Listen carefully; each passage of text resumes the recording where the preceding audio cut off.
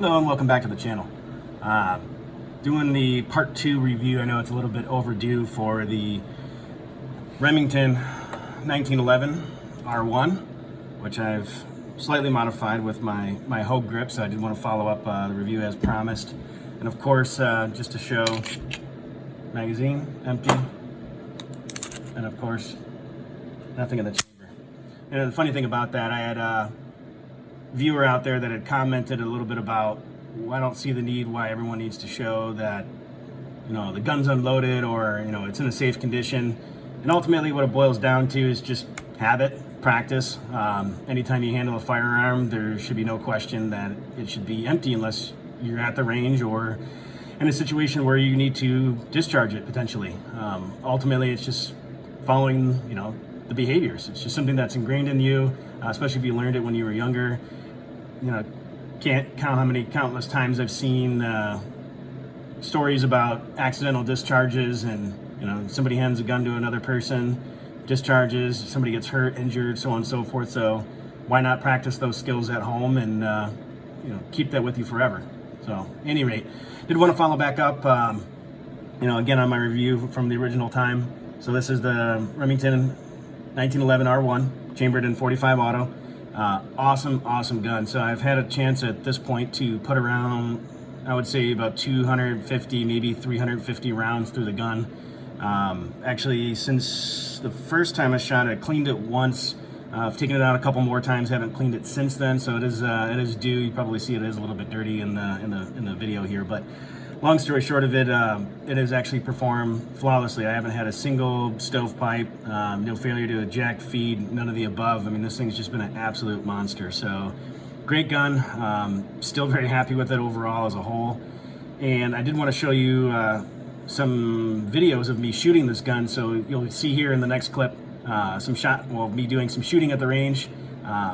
Outside of that, I'll also do some close-ups too, looking at, you know, what the groupings are in this gun, which are phenomenal. I do believe this is sighted in 425 yards, if I'm not mistaken. Of course, you can comment below, unless the manufacturer had done something otherwise, at least out of the box. I haven't touched any of the elevation settings for the rear sights, which are adjustable, front, of course, which is not.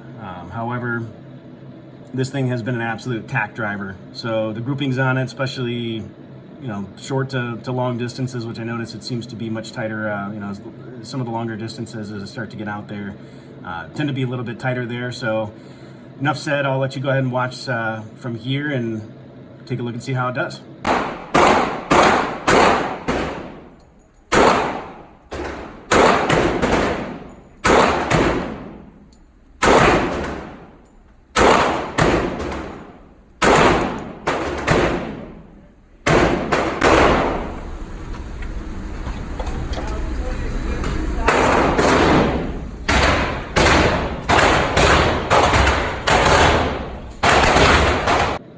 All right, so now you get to see a little action with the shooting, and you know, a little bit about the groupings and how well it performs. And of course, with a really proficient shooter, I consider myself decent. Probably get even better, tighter groups with it. But I do have to say, overall, as a whole, like I said, this thing is an absolute tack driver. Never mess with the trigger, over travel, or mess with any of those settings there. Left it alone. The only thing I changed on this gun was the grips. The Cocobolo grips were absolutely beautiful that were on it before, but they were chewing up my hand.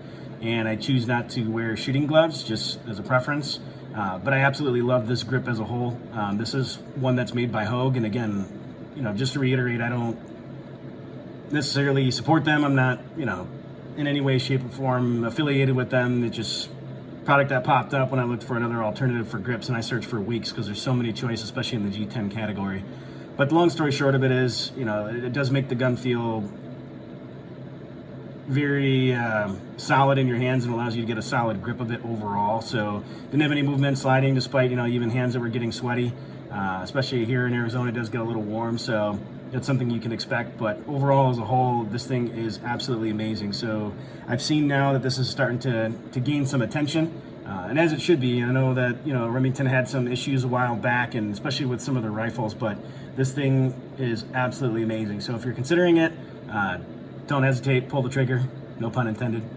And on that note too, since I've bought my first 1911, which is this one, I've actually purchased another one, so it is actually en route. So stay tuned, subscribe to the channel, like it, leave comments, feedback. So I will be posting up another video here probably in the next coming weeks as soon as I get that gun, and then also once I get some range time with it as well. Thank you for watching, and have a great day.